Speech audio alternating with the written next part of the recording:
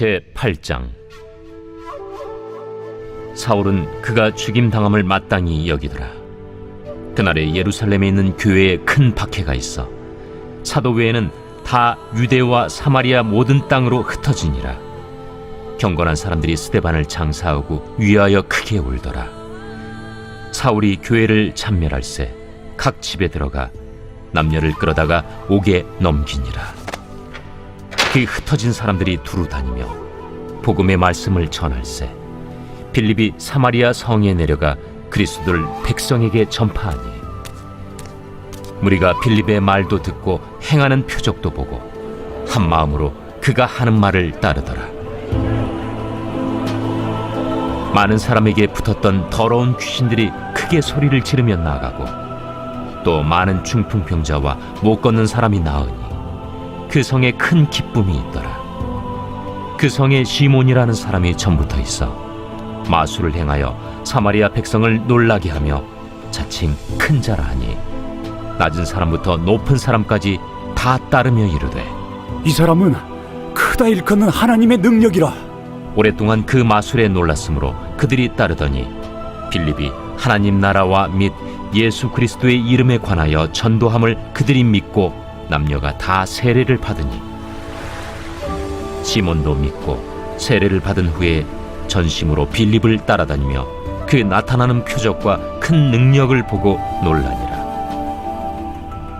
예루살렘에 있는 사도들이 사마리아도 하나님의 말씀을 받았다 함을 듣고 베드로와 요한을 보내매 그들이 내려가서 그들을 위하여 성령 받기를 기도하니 이는 아직 한 사람에게도 성령 내리신 일이 없고 오직 주 예수의 이름으로 세례만 받을 뿐이더라. 이에 두 사도가 그들에게 안수하며 성령을 받는지라. 시몬이 사도들의 안수로 성령 받는 것을 보고 돈을 들여 이르되 이 권능을 내게도 주어 누구든지 내가 안수하는 사람은 성령을 받게 하여 주소서. 베드로가 이르되 내가 하나님의 선물을 돈 주고 살 줄로 생각하였으니 내 은과 내가 함께 망할지어다. 하나님 앞에서 내 마음이 바르지 못하니 이 도에는 내가 관계도 없고 분깃될 것도 없느니라. 그러므로 너희 약함을 회개하고 주께 기도하라. 혹 마음에 품은 것을 사하여 주시리라. 내가 보니 너는 악독이 가득하며 불의에 매인 바 되었도다. 나를 위하여 주께 기도하여 말한 것이 하나도 내게 임하지 않게 하소서. 두 사도가 주의 말씀을 증언하여 말한 후 예루살렘으로 돌아갈새 사마리아인의 여러 마을에서 복음을 전하니라. 오늘 사도행전 8장 상반부 함께 살펴보도록 하겠습니다. 사도행전은 교회의 탄생과 교회 확장을 보여주고 있습니다. 예수님은 교회의 탄생을 예고하시며 하늘로 승천하셨습니다. 제자들은 마가의 다락방에 모여서 예수님이 약속하신 성령을 기다렸는데 오순절날 성령이 임하심으로 예루살렘 교회의 탄생이 시작이 되어졌죠. 이 성령 강림은 역 바벨탑 사건임을 누차 말씀드리고 있습니다. 하나님보다 높아져야 하였던 인류의 회복, 이제 하나님 나라와 영광을 위한 사람들의 탄생, 바로 교회의 탄생입니다. 2000년 역사 속에서 시대와 국가와 민족을 뛰어넘어 오직 하나님의 나라와 영광을 위해 살아가기로 결정한 사람들의 무리가 바로 이 교회인 것이죠. 이 교회는 사랑과 거룩의 공동체입니다. 하지만 교회는 늘 언제나 문제가 있고 또 핍박도 공존하게 되어 있습니다. 하나님께서는 교회가 결정한 것에 기름 부으셔서 그 일을 추진해 가 주시고 또한 시험 당할 즈음에 피할 길을 주시고 감당치 못할 시험은 허락지 아니하시는 위대하신 만군의 여호와이심을 우리 성도님들이 또 기억해 주셨으면 좋겠습니다. 이제 예루살렘 교회에 문제가 생겼고 하나하나 해결을 해 나갔는데요. 핍박도 함께 되어졌습니다. 최초의 순교자가 발생하게 되죠. 바로 스데반입니다. 사도들이 옥에 갇혔을 때는 하나님이 기적을 통하여 그들을 구출해 주시고 감말리알의 마음을 바꾸어 주셔서 환경을 변화시키셔서 그들이 해를 당하지 아니하도록 도와주셨죠. 근데 스데반이 신문을 당하고 돌에 맞아 죽게 되어지는 상황에서는 하나님이 어떠한 일도 하지 아니하시는 것처럼 보여졌습니다. 그런데 그의 죽음 이후에 하나님께서 은밀하게 행하신 일이 드러나게 되었습니다. 스데반이 순교를 당한 이후에 예루살렘의 교회는 핍박을 본격적으로 당하게 되어집니다. 그 중심에는 또 이 나중에 바울이라 불려지는 사울도 있었습니다. 사울이 믿는 자들을 찾아내서 그들을 옥에 가두는 일을 주도적으로 하고 있었는데요. 하나님께서는 이 스데반의 순교, 죽음을 통하여 어떤 일을 은밀하게 하고 있으셨는가? 그것은 바로 예루살렘 교회가 박해를 받아 유대와 사마리아 모든 땅에 흩어져 복음을 증거하기 시작하였다는 것입니다. 예수님께서 성령이 임하면 예루살렘과 온 유대와 사마리아와 땅끝까지 증인이 되겠다고 말씀하셨죠. 그래서 핍박을 받아서 흩어진 이 초대교회의 예루살렘 성도들은 너무나 자발적으로 유대 땅에 흩어져 그리고 사마리아 땅에 흩어져 복음을 증거하기 시작하였습니다. 이게 바로 하나님이 일하시는 방법이었습니다. 하나님께서는 복음을 증거하고 복음을 전파하는 일에 두 가지의 방법을 사용한다고 말씀드렸죠. 첫 번째는 기적적인 방법, 눈에 보이는 가시적인 기적을 통하여 하나님이 복음을 증거하시는 일에 역사하십니다. 두 번째는 비가시적인 방법인 환경을 바꿔가시는 것을 말씀을 드렸습니다. 바로 스데반의 죽음 역시 하나님이 은밀하게 비가시적으로 환경을 바꿔가는 한 방편이었습니다. 스데반의 죽음은 헛되지 아니하였고 하나님이 기적을 일으키거나 환경을 바꿔서 구해주지 않는 것이 아니었고 그 죽음을 이용하여서 그 순교를 통하여서 환경을 바꿔나가고 있었습니다.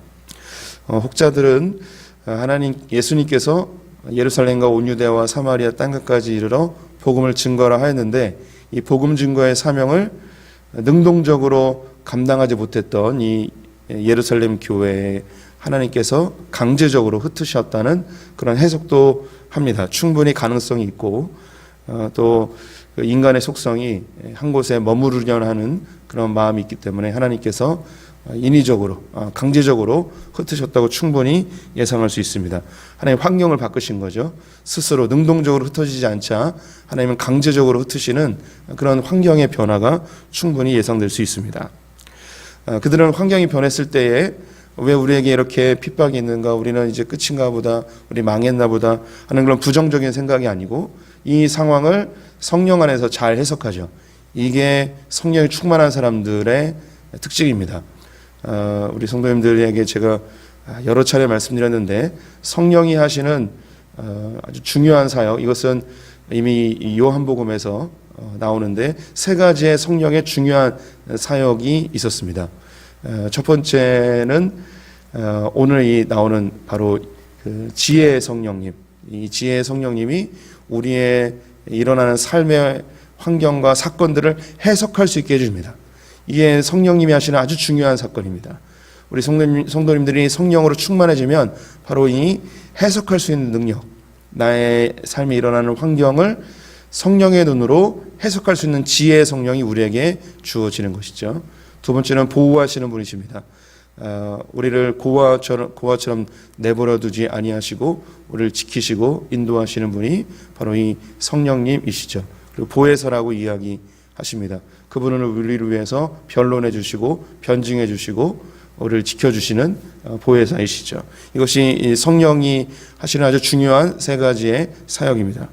바로 그 성령이 충만한 예루살렘 초대교회 성도들이 박해가 왔을 때, 핍박이 왔을 때 이 일을 해석할 수 있는 시각을 갖게 됐습니다.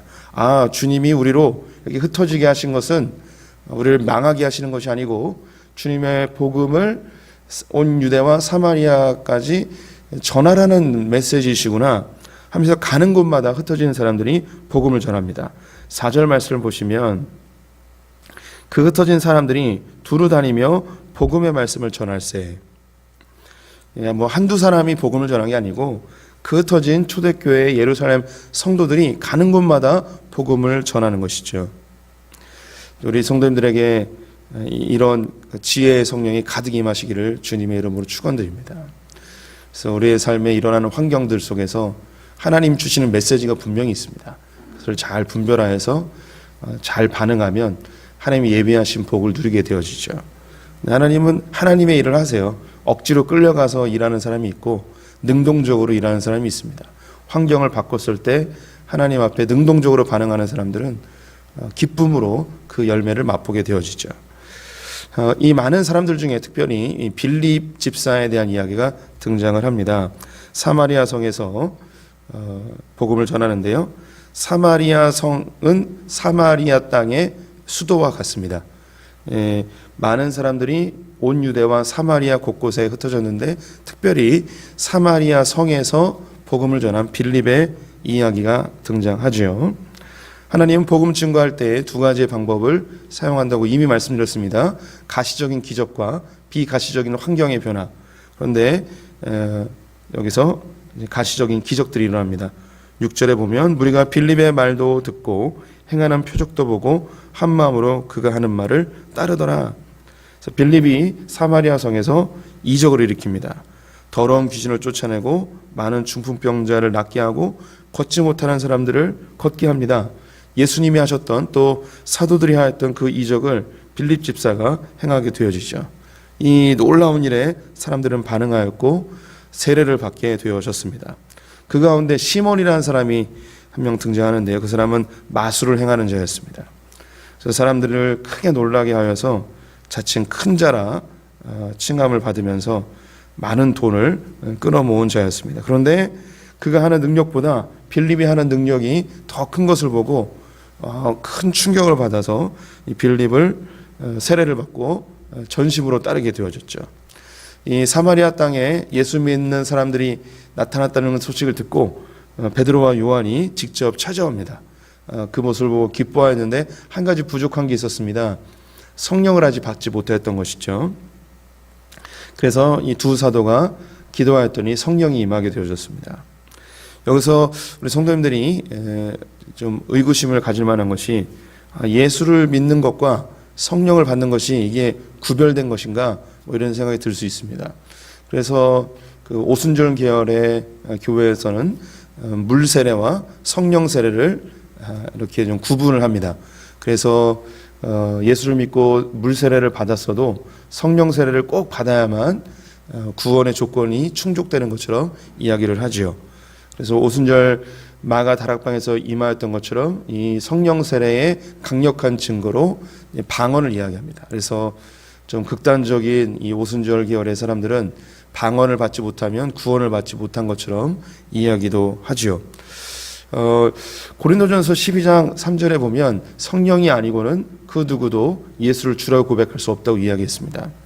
이미 이 사마리아 성에 있었던 사람들이 예수를 주로 고백하고 세례를 받았는데 그렇다면 이미 성령이 내주하신 것이 아니냐라고 우리가 생각할 수 있습니다. 그런데 또 성령을 받아야 되는가 이런 반문이 들 수가 있겠죠. 이 부분은 두 가지의 중요한 의미를 가지고 있습니다. 첫 번째는 사도들의 권위입니다. 사도들을 통하여서 성령이 임하는 강력한 증거들이 나타나는 거예요. 마치 오순절 마가 다락방에서 일어났던 그런 강력한 사건처럼 사도들에 의하여서 안수하였을 때에 성령의 강력한 사건, 강력한 임재를 그들이 경험하고 그것이 증거로 나타나는 것이죠. 그래서 하나님께서 초대교회의 이 기틀을 마련하는데 사도들의 권위를 사용하시거든요. 이 사도들에 의하여서 성경이 기록되어지고 교회가 견고히 서갑니다. 그래서 이 초대교회에만 있었던 사도들에 의하여서 나타난 강력한 성령의 역사, 하나님이 한시적으로 초대교회를 세우기 위한 하나님의 선물로 이해하시는 게 좋을 것 같습니다. 또 한 가지는 그 사마리아 땅이 이방 땅이었습니다. 이방인으로 취급받는 땅이었죠. 그래서 그 이후에 이제 사도행전에서 사도 바울이 기도하였더니 성령이 임하였더라, 혹은 뭐 욥바나 다른 이방인들에게 기도하여서 성령이 임한 그런 사건이 없습니다. 특별히 사마리아 땅에만 있었는데 이것은 유대인들에게 이 사마리아 땅이 이방인들과 같은 곳이었습니다. 그래서 이 사마리아에게 주신 특별한 은혜로 이해하시는 게 좋을 것 같습니다. 이 사마리아는 최초의 이방인 선교라고 보셔도 과언이 아닐 텐데, 이방 땅에도 성령이 임하는구나. 이방 땅에도 하나님 역사하시는구나. 이방 땅에도 하나님 축복하시는구나 라는 증거로 여기에 나와 있는 그 성령 세례가 기록된 것으로 보시면 좋을 것 같습니다. 이런 성령 세례가 안수하였더니 임하는 모습을 보고 그 마술하던 시몬이 찾아와서 돈을 주고 나에게도 좀 알려달라고 가르쳐달라고 이야기하죠. 그랬더니 베드로가 무척 경노하면서 질책을 합니다. 그래서 돈을 주고 이걸 살 생각을 하였냐? 너는 하나님 나라에 분깃을 얻지 못할 것이다. 그러면서 네 속에 악독이 가득하고 불의에 매인 바 되었구나 하면서 저주를 뿜어댑니다. 그런데 회개를 촉구하는데 시몬이 회개라기보다는 좀 자기에게 기도해 달라고 이야기를 합니다. 24절에 보면 시몬이 대답하여 이르되 나를 위하여 주께 기도하여 말한 것이 하나도 내게 임하지 않게 하소서. 마음을 바르게 하지 않으면, 회개하지 않으면 하나님 나라의 분깃을 얻지 못할 것이다. 즉 구원받지 못할 것이다 라고 이야기했는데 제가 잘못했습니다. 제가 회개합니다. 이렇게 반응해야 되는데 내게 그런 저주가 임하지 아니하도록 기도해 주십시오 라고 이야기합니다. 그래서 이 시몬이 진심으로 회개한 것이 아니고 그냥 저주만 모면하기 위한 반응이라고 해석을 합니다. 이 초대교회 전설에 의하면 사마리아 성 출신 교부, 초대교회 교부 중에 저스틴이라는 분이 있는데 이분이 전한 이야기로 이 시몬이라는 사람이 로마에 가서 로마의 황제 글라디우스에게 심적인 권위를 인정받았다고 그렇게 기록이 있습니다. 즉 이 시몬은 사마리아에서 로마로 넘어가서 자신이 행하는 그 마술을 이용해서 많은 사람들을 현혹한 결과 황제에게 이 사람은 신이 보낸 사람이다 라는 그런 칭호를 받았다는 것이죠. 그래서 이 시몬을 최초의 이단, 기독교 이단이다 라고 이렇게 이야기하는 사람들도 있습니다. 오늘 이 본문에서 하나님의 복음이 이 핍박 가운데 사마리아 땅으로 확장되는 것을 보게 되었습니다. 또 그 가운데 성령이 임하시면서 이방 땅에도 하나님 나라가 임하고 복음이 증거되어지고 성령의 역사가 일어나는 것이 가능하다는 것을 사도들에게 보여주고 있죠. 여기서 이제 우리 성도님들이 이미 언급한 것처럼 핍박이 임했을 때 그 환경의 변화, 부정적 환경이죠. 고통일 수 있습니다. 그런데 그 환경적 변화를 초대교회 성도들이 어떻게 해석하고 어떻게 반응했는가, 이게 중요합니다. 우리 성도님들의 삶에 고난이 찾아올 수 있습니다. 어려움이 찾아올 수 있죠. 그런데 그 당장은 굉장히 힘들고 어려운 것 같은데 시간이 지나고 나면 그 고통이 하나님의 선물이었구나 라고 깨닫게 됩니다. 그리고 자기에게 큰 유익이 됐다는 것을 알게 되죠. 그런데 어떤 성도들은 불평하고 원망하고 눈물 지며 힘들어하면서 그 길을 걷다가 나중에 깨닫는 분들이 있어요. 근데 어떤 성도님들은 그 고난에 대해서 그 하나님 안에 빨리 해석하고 그거는 기쁨으로 순종하며 능동적으로 반응하면서 결국 열매도 맛보는 성도들이 있습니다. 하나님은 하나님의 일을 행하세요. 그리고 결국 자기 백성들을 목적하신 바대로 완성해 나가십니다. 근데 그 과정 속에서 고통하며 그 과정을 겪는 사람이 있고 기쁨으로 겪는 사람들이 있습니다. 우리 성도님들이 성령 안에서 그 상황을, 환경을 잘 해석하고 능동적이고 기쁨으로 반응해서 열매를 맛보는 분들 되셨으면 좋겠습니다. 이런 얘기를 하는 게 올바른지 모르겠지만 이 교회 주차장이 이렇게 환경이 바뀌면 우리 성도님들이 잘 해석하셔야 돼요. 저는 해석이 됐어요. 근데 성도님들이 아직 해석이 안 되는 분들이 많이 있는 것 같아요. 어떻게 좀 그 뇌를 열어서 좀 이렇게 해석을 내가 집어넣어 드리고 싶은 마음도 있는데, 지난주 투표가 엉망진창이 됐습니다. 이게 그 중복 투표가 되는 바람에 이게 투표가 그 효력이 상실됐습니다. 그래서 교육자들이 잘 준비했어야 되는데 준비를 잘 못한 점이 좀 아쉬움이 있는데, 일주일 동안 이거 주중에 그 많은 연락을 받고 있습니다. 그런데 연락을 받으면서 느끼는 게 뭐냐면 그 몇 번 이렇게 잘 설명해 드린 것 같은데 설명이 잘 안 됐구나라는 생각이 들었습니다. 그래서 이번 주 주일날 그냥 아주 쪽집게로 정확하게 좀 설명을 해드려야겠구나라는 생각이 들었습니다. 그래서 환경의 변화를 성령 안에서 잘 해석해야 됩니다.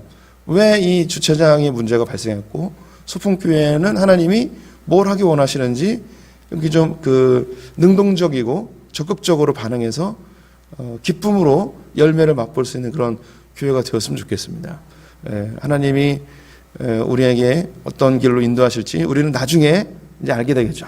이 일을 위해서 주님이 이렇게 우리 인도하셨구나. 우리는 눈에 확 보이진 않지만 분명히 주님께서 우리에게 좋은 열매로 허락해 주실 것을 우리는 확신합니다. 근데 그 과정 속에서 힘들게 반응하는 사람이 있을 수 있고 기쁨으로 반응하는 사람이 있을 수 있는데 소풍의 성도님들은 이 새벽에 오신 분들은 하나님 안에서 잘 해석해서 기쁨으로 이 과정을 겪으시고 열매가 나타났을 때 이거였구나. 주님 그렇군요. 이거였군요. 그러면서 다 함께 감격의 눈물을 흘리는 그런 시간이 있었으면 좋겠습니다. 교회는 우리 성도님들의 신앙생활의 좋은 모델입니다. 그래서 저는 그 훌륭한 목회자가 무엇인가 성도님들을 잘 가르치거나 잘 이끌어가는 그런 리더의 역할이 아니라 우리의 삶에 만나는 그런 여러 가지 상황들 속에서 모범을 보이면 이 모범이 성도님들에게 교훈이 되어져서 그대로 또 쫓아오는 그런 모습이 좋은 목회자라는 생각이 듭니다. 이런 환경의 변화 속에 교회가 어떻게 반응하는 모습을 보여서 우리 성도님들도 환경의 변화, 또 상황의 변화, 고난이 찾아왔을 때 잘 해석하고 기쁨으로 반응해서 열매를 맛보는 그런 분들이 다 되시기를 진심으로 축원드립니다. 기도하겠습니다. 하나님, 예루살렘 교회에 감당할 수 없는 핍박이 찾아왔습니다. 교회의 일꾼이었던 스데반이 돌에 맞아 죽는 고통스러운 상황을 맛보게 되었습니다. 하지만 이것을 성령 안에서 잘 해석하고 흩어져 가는 곳마다 복음을 전하며 복음의 확장, 하나님 나라의 확장을 그들이 경험하게 되었습니다. 하나님, 그들이 능동적으로 기쁨으로 반응할 때 아름다운 열매를 맛보았듯이 우리의 삶에 만나는 핍박이나 시련이나 고난에 대하여 지혜의 성령님 우리로 해석할 수 있는 능력을 허락하여 주시옵소서. 또한 우리가 능동적으로 반응하여 하나님의 예비하신 열매를 선취하며 또한 궁극적으로 맛보며 살아가는 소풍의 성도들 다 되게 하여 주시옵소서. 하나님, 교회가 맞닥뜨린 환경의 변화 속에 소풍의 모든 성도들이 능동적으로 반응하고 성령 안에 잘 해석하여서 다 함께 기쁨의 열매를 맛보길 간절히 소망합니다. 하나님께서 그렇게 인도하실 줄 믿고 또 오늘 하루를 주님께 의탁드리며 예수님의 이름으로 기도드렸습니다. 아멘.